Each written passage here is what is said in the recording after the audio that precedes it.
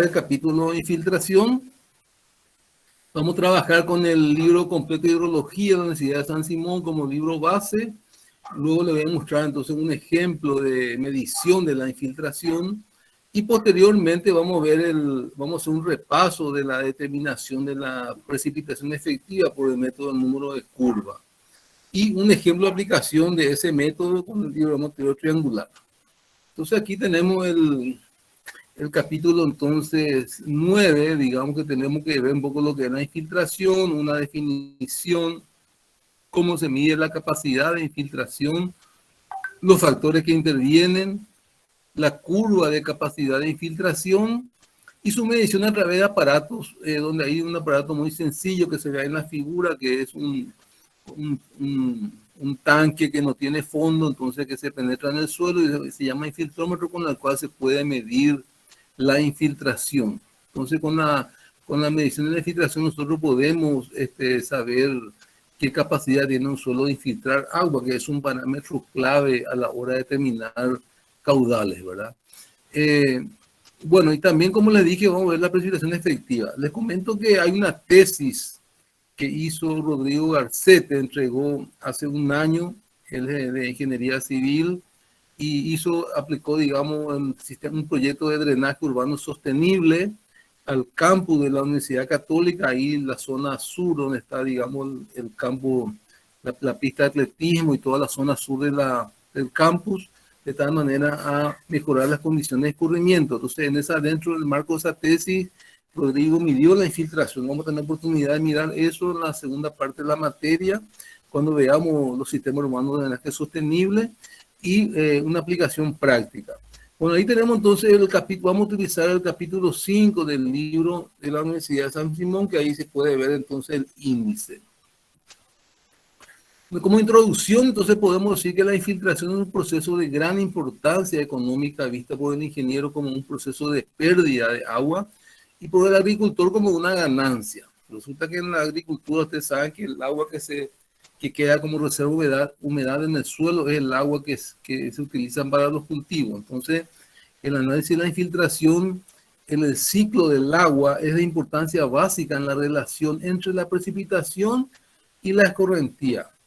Entonces ustedes ya habíamos hablado de eso cuando vimos el tipo y uso del suelo, cuando caracterizamos una cuenca hidrográfica, que es un suelo básicamente impermeable, un suelo arcilloso, es un suelo impermeable que tiene un alto poder de escurrimiento, y un suelo arenoso, por lo contrario, es un suelo que tiene una gran capacidad de infiltración y poca escorrentía. Entonces, entre esos dos extremos se mueven entonces los diferentes tipos de suelo, y ahora lo que vamos a ver entonces es cómo vamos a ver entonces los conceptos que definen a la infiltración, los factores que afectan y los métodos que se usan para medirla y un cálculo de dicha componente. Bueno, ahí en la figura podemos ver entonces la lluvia que cae sobre una porción de una cuenca y vemos los diferentes procesos que ocurren dentro del suelo. En primer lugar tenemos la infiltración, luego tenemos la percolación, el interflujo, que es ya, digamos, el agua que escurre lateralmente y que llamamos escorrentía subsuperficial,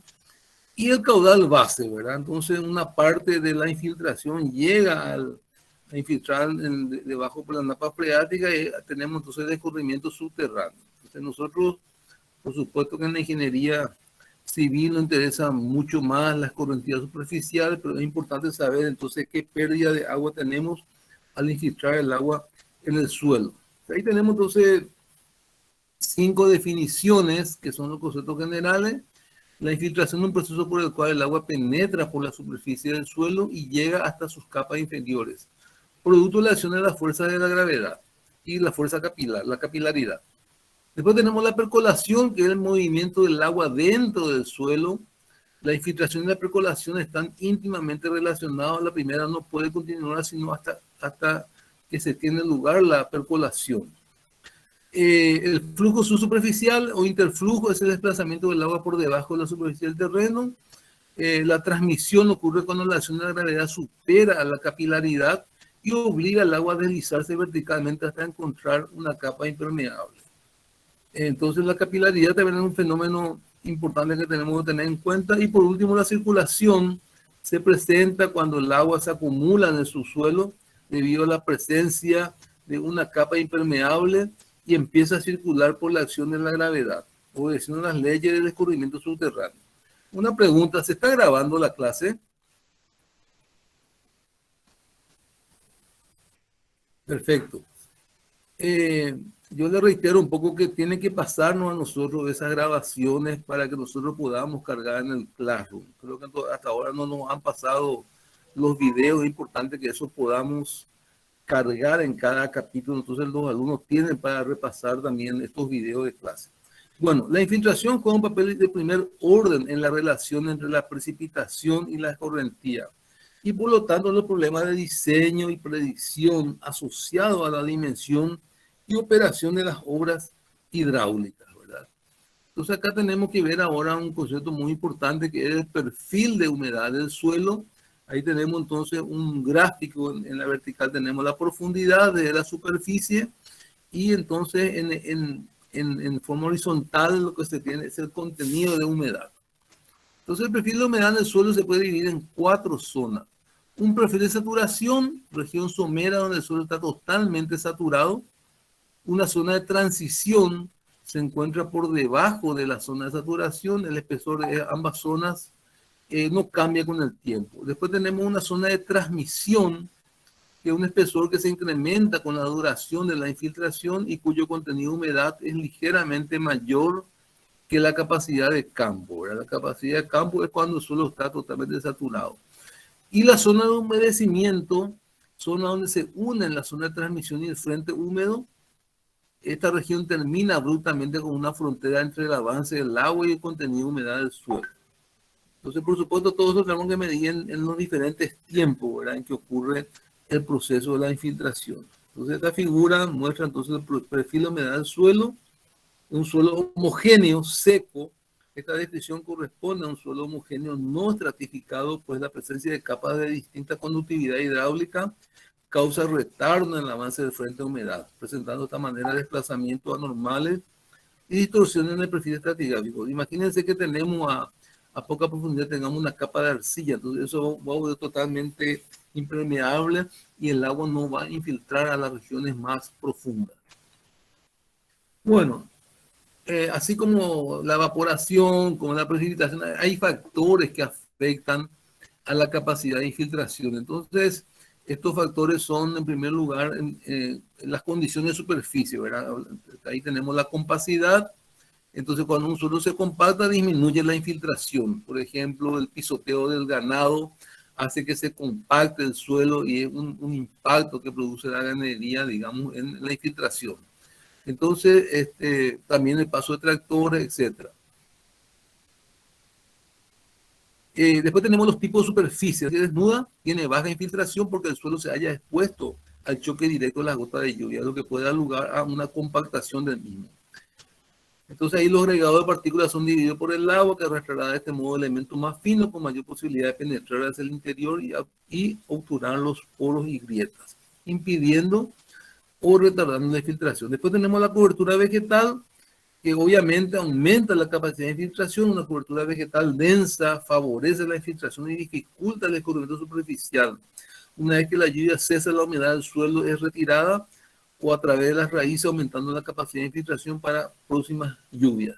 Entonces, este es un poco el motivo fundamental por qué es importante mantener cobertura vegetal, cobertura boscosa en las cuencas hídricas, ¿verdad? Porque a través del sistema radicular favorece entonces la retención de humedad en el suelo. Si el suelo está desnudo, entonces rápidamente el agua escurre hasta los cauces de drenaje y tenemos muy poca entrada de agua al subsuelo. También tenemos la pendiente de la superficie, obviamente entendemos cómo eso funciona. Y las áreas urbanizadas reducen considerablemente la posibilidad de infiltración y es la causa por la cual tenemos entonces en las ciudades mucha escorrentía porque el agua no encuentra caminos para la infiltración. Ahí en la figura 5.3 vemos entonces, en primer lugar, un área urbanizada.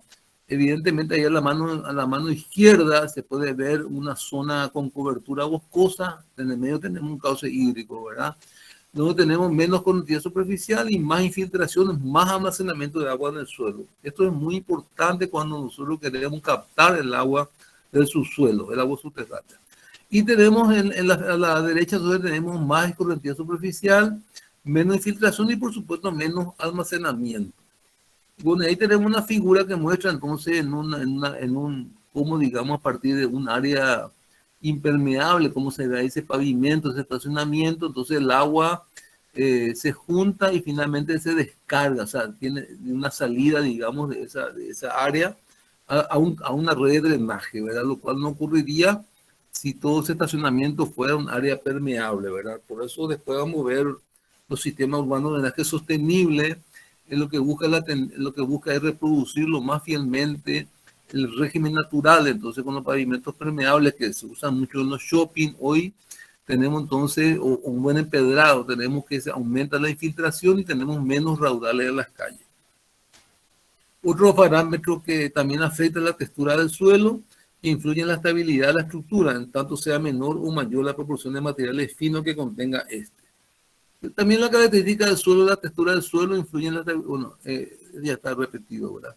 Entonces ahí tenemos la variación, esta figura 5.4, cómo varía la infiltración por la textura del suelo, ¿verdad? Un suelo arenoso, como ya le dije, es muy permeable y tenemos mucho interflujo ahí. Y un suelo arcilloso tiene baja permeabilidad. Bueno, ahí ya se ve un poco más abajo de la roca madre, ¿verdad? Entonces es muy importante conocer los estratos de suelo.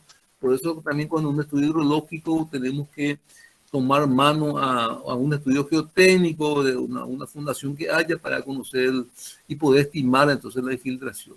El tamaño de los poros también es importante. Fíjense ahí en la figura, la existencia de poros grandes reduce la tensión capilar, pero favorece la entrada de agua. Ahí tenemos un suelo arenoso, un suelo limoso y un suelo arcilloso. Evidentemente, en un suelo arcilloso tenemos una gran escorrentía porque tenemos poca capacidad de infiltración en el suelo.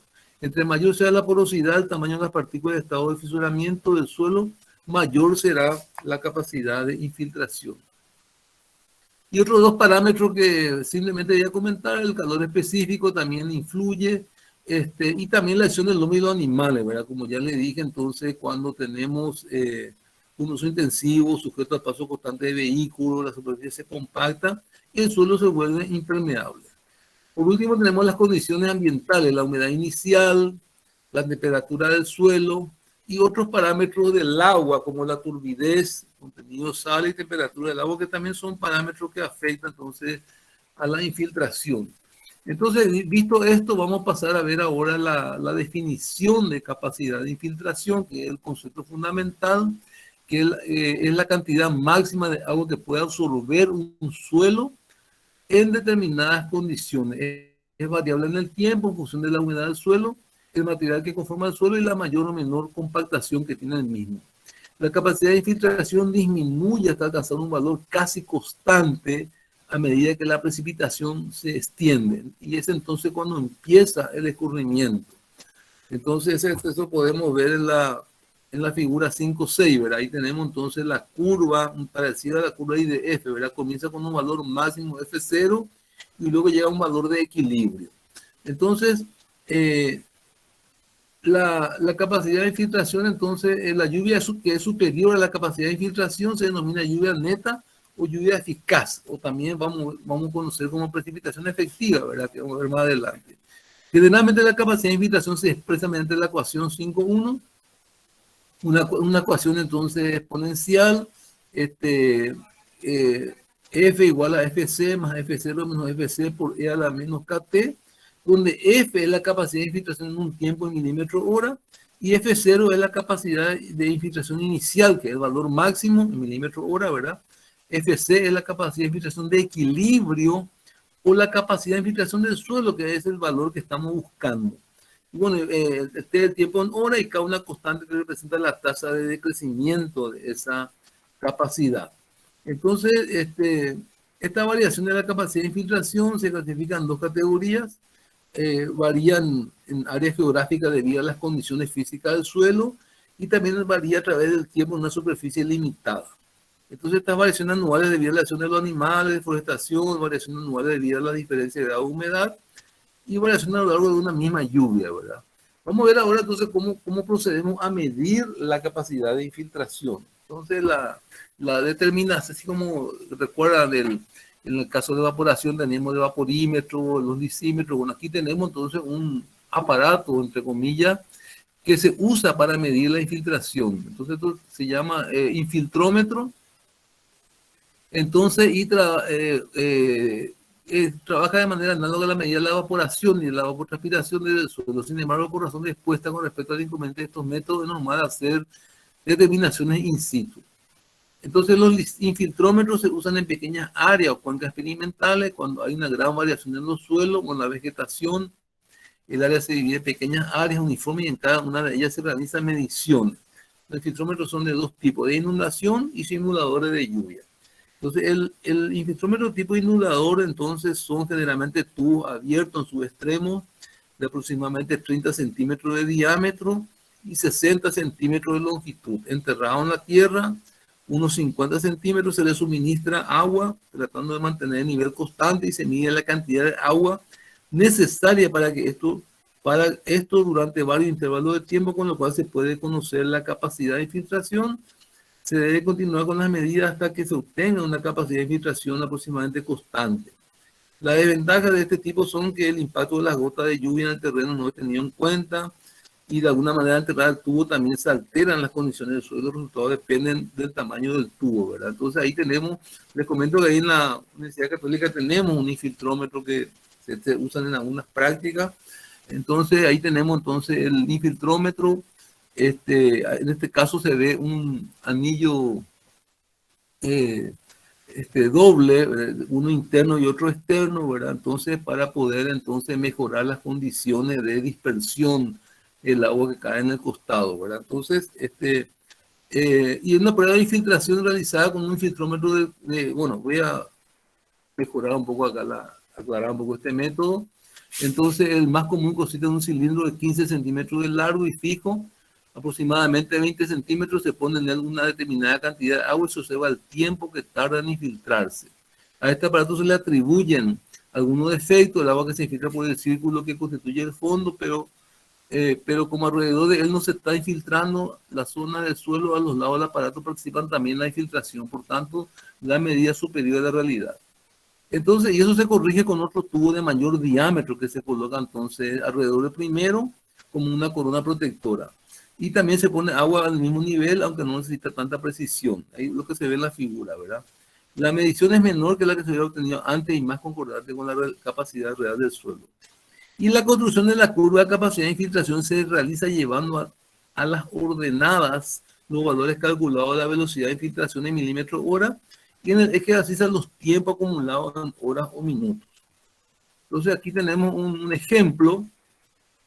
Entonces, una prueba de infiltración realizada con el filtrómetro de cilindro concéntrico, se obtuvieron datos y resultados que se citan en la tabla. Y pide determinar entonces la curva de capacidad de infiltración, la capacidad de infiltración final, la capacidad de infiltración promedio en los primeros 30 minutos de la prueba y la curva de volumen infiltrado durante la prueba.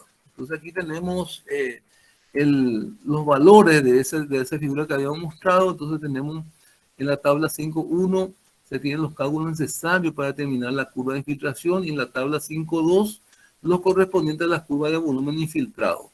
Ambas curvas se han dibujado en la figura 5.8 que se vea más abajo, donde además entonces se da respuesta a las otras preguntas, ¿verdad? Entonces ahí tenemos que el valor que está, la franja roja, nos da entonces la capacidad de infiltración final, que es de 10 milímetros hora, y la capacidad de infiltración promedio en los primeros 30 minutos, entonces uno puede contar ahí el tiempo, entonces, y ahí se tiene entonces el valor de la infiltración, ¿verdad? Y la línea verde son los volúmenes acumulados.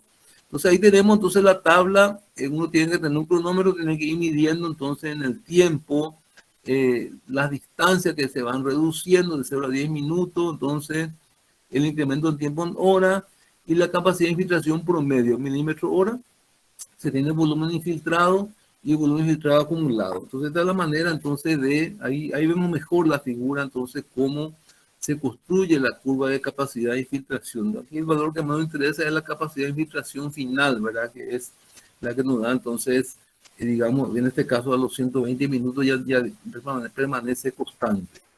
Hay otro ejemplo entonces que nos muestra, simplemente les muestro esto, calcular y graficar los valores de agua infiltrada, infiltración, para los siguientes datos en campaña. Entonces ahí tenemos los datos, la hora, el enrase en centímetros y la lectura que se va teniendo. Fíjense que se va entonces reduciendo los valores. Esta serie de datos corresponde a un ensayo de infiltración con un infiltrómetro de doble anillo. Ahí tenemos el esquema que presenta en la figura. Entonces, y la solución entonces se presenta en la tabla 5.2. Entonces, y se puede determinar la lámina de agua infiltrada y la capacidad de infiltración. Y ahí tenemos entonces, se grafican los valores. Ahí tenemos la lámina infiltrada. Y lo más importante en la figura 5.11 es la curva de capacidad de infiltración, donde prácticamente nos muestra que en un valor aproximado de 50 milímetros hora sería la capacidad de infiltración de este suelo, ¿verdad? Bueno, entonces esto es con respecto a la infiltración. Hemos visto su definición, de qué parámetros depende. Hemos visto entonces un aparato que es el infiltrómetro, que nos sirve para ver un poco cómo poder medir en el campo la infiltración. Y ahora entonces vamos a ver entonces los métodos para estimar la infiltración en cuenca aforada, ¿verdad? Entonces ahí, o sea, esto que vimos entonces no es realmente útil para una cuenca experimental, pero en la práctica, para poder estimar entonces la infiltración, nosotros vamos a utilizar un método que ya vimos cuando vimos la clase pasada del hidrómetro triangular, el número de escurrimiento. Entonces vamos a hacer un repaso un poco de este método, pero antes de eso voy a un ratito voy a mostrarle un poco una práctica de estudiante para poder medir la infiltración con el anillo más sencillo, ¿verdad? Entonces, fíjense, entonces este es la Universidad Chilena, entonces nos presenta un ejemplo de medición, digamos, para poder terminar entonces la infiltración en un suelo usando el anillo infiltrómetro, ¿verdad? Entonces simplemente esto lo muestro de apoyo. Bueno, acá están todas las definiciones que no voy a entrar en detalle, pero voy a ir directamente, ahí se ve entonces el anillo infiltrómetro, que es lo que quería mostrarles, los baldes de agua y los materiales, ¿verdad? El anillo de metal de 5 centímetros de diámetro, 33 centímetros de altura. Y tenemos una regla de metal, una cinta adhesiva, 2 bidones o balde de agua de 20 litros cada uno, un plato y un cronómetro, que nos sirve entonces para medir la infiltración. Como ven, un tema bastante sencillo. Aquí tenemos entonces ya el concepto de la prueba de infiltración, donde cuando el gráfico, digamos, cuando la tasa de descenso versus tiempo queda relativamente constante, ahí tenemos entonces ya el valor de la capacidad de infiltración. Acá está paso por paso cómo, digamos, se trabaja y los enlaces. Bueno, simplemente quería mostrarle eso. Aquí tengo una tabla para poder hacer la práctica. Volviendo entonces ahora a la presentación, entonces vamos ahora a hacer un repaso del método del número de curva, que es algo que ya habíamos visto nosotros cuando vimos, digamos, el tipo y uso del suelo. Aquí se tiene entonces el método del número de escurrimiento. Ahí tenemos la formulación del método. En la clase habíamos visto en la clase práctica la deducción de la fórmula de precipitación efectiva. Y ahí tenemos entonces ahí tenemos gráfico. Voy a hacer un zoom en todo caso para ver mejor. Entonces, ahí está la deducción de la fórmula. Y entonces ahí tenemos que la precisión efectiva es la presión bruta menos 0,2 de S al cuadrado sobre P más 0,8 de S, ¿verdad? Y para poder aplicar, como habíamos visto, la presión bruta tiene que ser mayor que 0,2 de S, ¿verdad? Donde S es la infiltración potencial, que tiene su fórmula de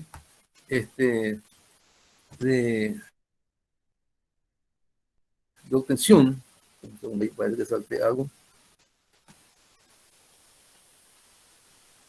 Entonces ahí tenemos entonces estas son las tablas que construye el método. Fíjense que ahí tenemos entonces la escorrentía directa, en este caso está medida en pulgada, ¿verdad? A mí no me gusta mucho usar la tabla, prefiero hacerlo matemáticamente, pero bueno, también podemos nosotros utilizar las tablas donde entramos con el valor de la precipitación bruta para obtener entonces la escorrentía, la presión efectiva en pulgada en este caso, ¿verdad? Y ese, como habíamos visto, es 1000 sobre Cn menos 10, pero yo prefiero trabajar en milímetro, en centímetro, 25.400 sobre Cn menos 254 para obtener directamente la infiltración en milímetro, como habíamos visto con el ejercicio en clase, ¿verdad? Por supuesto que el método tiene condiciones de humedad 1, 2 y 3, y siempre por defecto se trabaja con la condición normal, ¿verdad? Porque una condición sería seca cuando no llueve hace mucho tiempo, solo está extremadamente seco, evidentemente ahí el número de escurrimiento va a tener un valor. Sin embargo, si el suelo está húmedo, también va a tener otro valor, y la condición intermedia AMC2, entonces es la condición normal. Entonces eso determina unas tablas para poder definir eso, ¿verdad? Ahí tenemos entonces la lluvia antecedente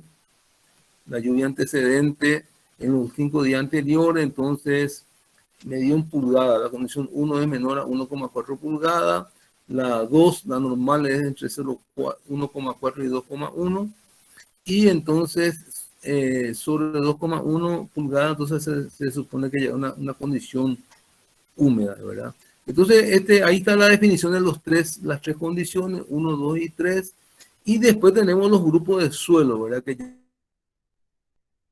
ya habíamos visto cuando caracterizamos la cuenca, pero podemos mirar de nuevo. El grupo A es una arena profunda, suelo profundo depositado por elementos de limos agregado, es decir, un suelo que va a tener una alta capacidad de infiltración y poca escorrentía. Acuérdense, grupo A, arena, ¿verdad?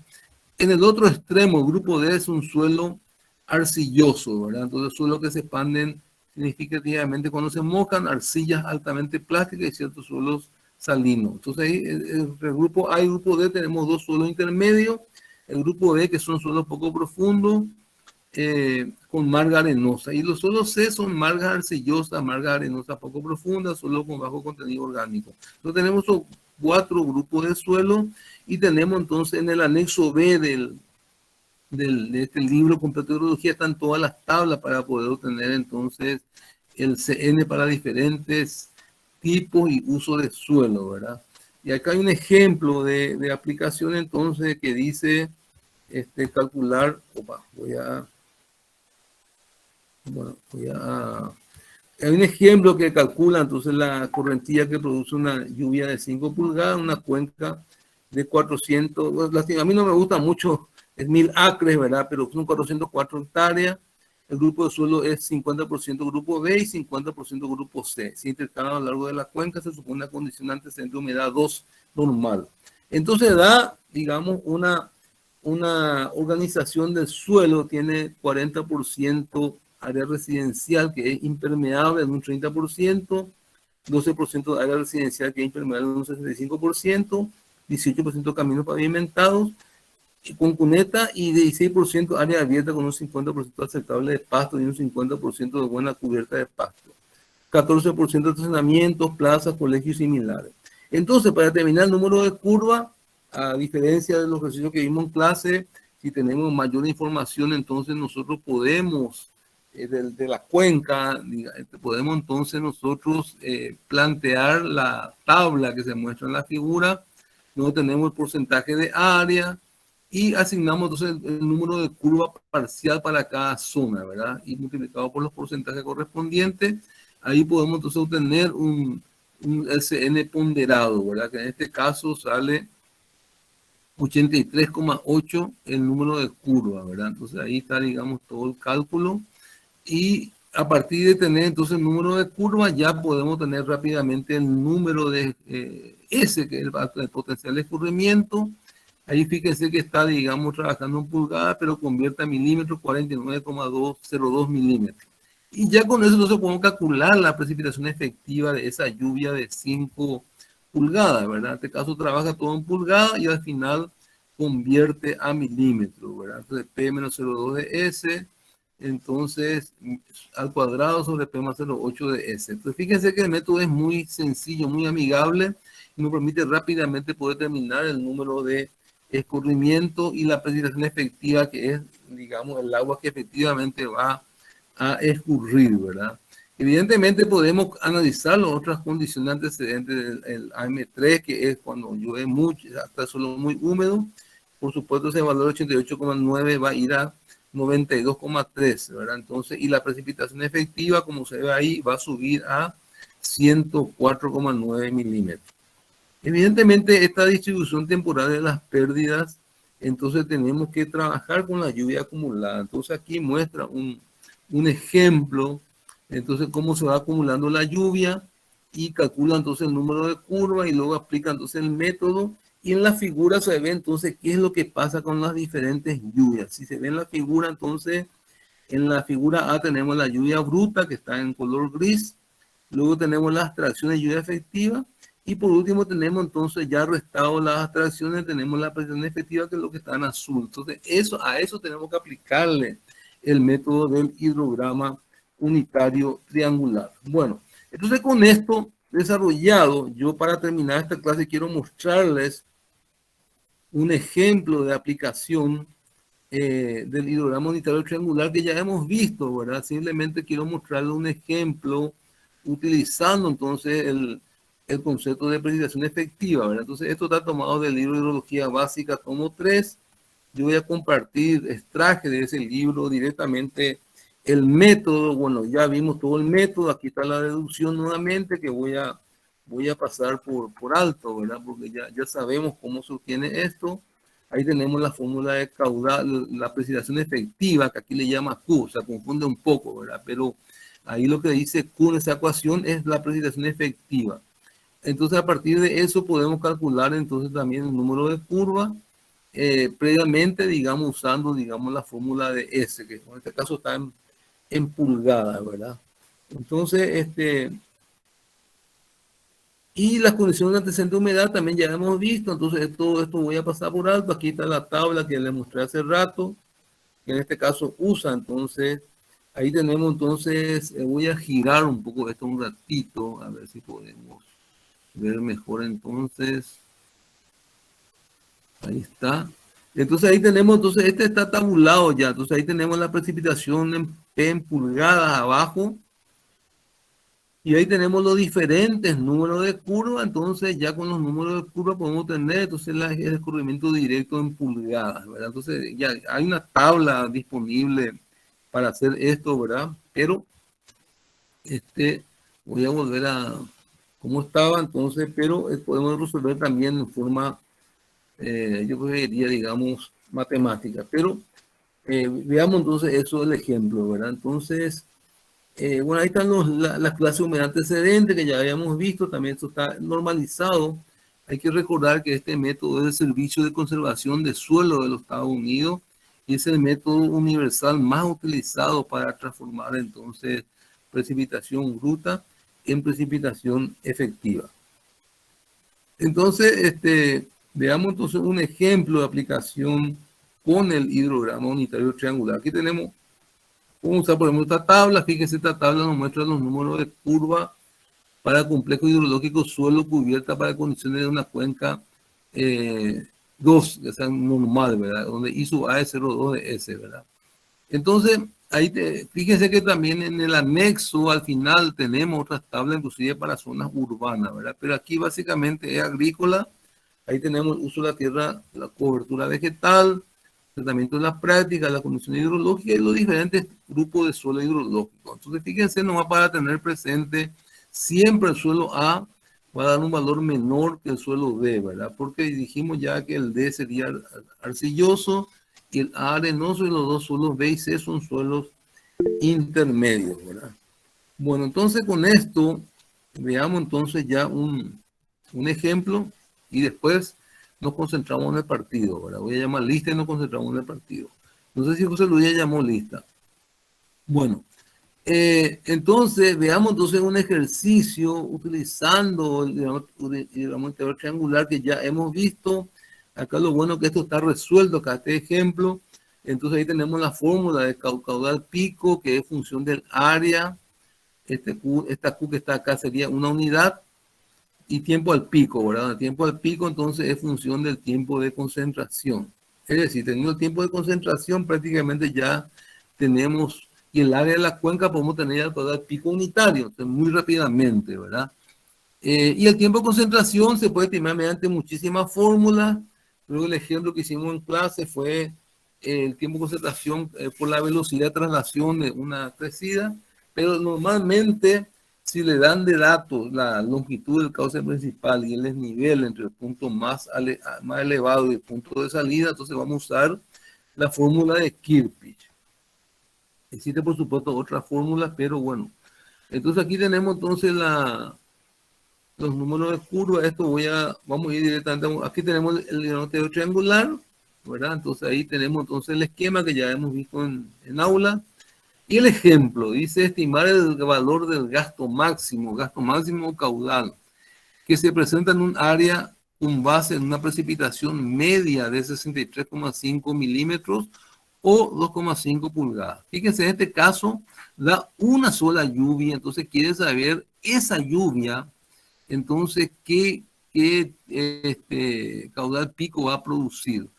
Y bueno, los datos son que la cuenca tiene una buena cobertura de pasto de corte y solo se clasifican en el grupo hidrológico C, un solo tipo todo es C. En el momento de la lluvia, la condición antecedente de humedad, vamos a tomar el CH, condición hidrológica 2, que es el normal. En primer lugar, se determina el número de curvas con base en la tabla que vimos. Para una cobertura de pasto de corte, condición hidrológica buena, se lee un número de curvas 71 para el grupo de suelo C respectivo. En segundo lugar, se estima el gasto máximo de escurrimiento con base en la figura del triángulo. Entonces, entramos entonces con la figura 1118, que el valor tabulado. Realmente ese es el gasto máximo, es la precisión efectiva, ¿verdad? Entonces, para un valor de 2,5 pulgadas y un CN71, nos da una escorrentía directa de 0,5 pulgadas, que sería la precipitación efectiva. Esto es lo que un poco confunde el método al traducir el inglés al español, ¿verdad? Pero entonces vamos nosotros a resolver en forma analítica el ejercicio mediante el uso de la ecuación de escorrentía. Ahí tenemos entonces S es 1000 sobre CN menos 10, CN 71 nos da 4,08 pulgadas. Luego el caudal entonces va a ser P menos 0,2 de S sobre P más 0,8 de S y nos da entonces 0,49 pulgadas, ¿verdad? Entonces, la combinación de un grupo de suelo y de una clase de uso y tratamiento de forma un complejo suelo-cobertura, estos complejos están relacionados con el valor de S, o sea, cada valor de S corresponde a un número de curva CN. Significa que cada complejo le corresponde un CN e indica su potencial de escorrentía. El cálculo de la escorrentía directa para cuencas en las cuales se encuentra más de un complejo hidrológico se puede efectuar en dos formas. Estimar la escorrentía para cada complejo y se pondrá luego para obtener el estimativo total, o por promedio ponderado, que es lo más práctico, ¿verdad? El método de ponderación entonces permite tener buenos resultados prácticos, pero su uso es más dispendioso que el método del CN ponderado. Entonces, bueno, y ahí para terminar entonces hay un ejemplo, digamos, de ya con un área de la cuenca. Fíjense que en el ejemplo anterior calculamos la precipitación efectiva, o sea, qué parte de la lluvia se convierte en caudal, ¿verdad? Entonces, ese valor, fíjense que dio entonces 0,49 pulgadas, entonces es lámina de agua, ¿verdad? No estamos hablando de caudal en metros cúbicos por segundo, ¿verdad? Ahora tenemos que ver entonces para poder aplicar, en este caso, por ejemplo, dice área de la cuenca 200 kilómetros cuadrados, duración de la lluvia 4 horas, un grupo de condiciones hidrológicas 3, que sería muy húmedo, y un grupo hidrológico solo B. Entonces, en este caso, ahí tenemos entonces la tabla, ya los usos de la tierra, las condiciones hidrológicas, y todo es B, ¿verdad? Entonces, en este caso no da una lluvia, sino da curva de precipitación máxima, área, duración. Esto se usa mucho en Estados Unidos, México, en las curvas de máxima, área, duración. Nosotros no usamos aquí tanto en Sudamérica, pero de todas maneras, entonces ahí se tiene en función del área en kilómetros cuadrados, se ve la duración entonces Ahora ahí tenemos entonces las precipitaciones para las diferentes duraciones. En primer lugar, se estima el valor de CN ponderado, con los datos que se tiene, da un valor de CN74. Luego, con CN74 y la condición hidrológica 2 corresponde a un valor de 88. Para la condición 3, entonces, claro, tenemos que usar hay una tabla que ajusta el valor para la condición 3, ¿verdad? Se determina el valor de S, que es la retención potencial máxima, da 3,46 centímetros. Se determina la precipitación máxima con base en la información de la curva de precipitación máxima área de duración. Se entra con una duración de 4 horas en esa y se obtiene para 200 kilómetros cuadrados, el valor da 42,8 milímetros. Es de esa tabla que mostré más arriba. Con eso ya calculamos entonces el valor de la escorrentía superficial Q, que va a ser P-02 de S por S sobre P-08 de S, y esto da 18,26 milímetros. Entonces, ya con esto, entonces finalmente podemos pasar a calcular el caudal pico, el gasto máximo, ¿verdad? Que va a ser 0,191 A por Q sobre T sub P. Determinamos entonces T sub P. Se adopta en este caso, acá el ejercicio dice que se adopta duración unitaria 4 horas. Entonces, y ahí se calcula tiempo al pico, da 4,4 horas, y obtenemos ya directamente el caudal pico, que es 158,5 metros cúbicos por segundo, o sea, el gasto pico de la máxima creciente.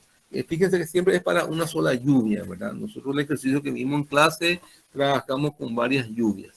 Así que yo quedaría entonces por aquí con la clase. Y voy a entonces ahora, si me permiten, voy a dejar de presentar.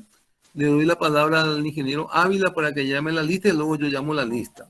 Así que José Luis, si estás presente, puedes llamar la lista. Hola, José Luis. ¿Se nos fue? Voy a llamarlo. Lo que cuando era el parcial.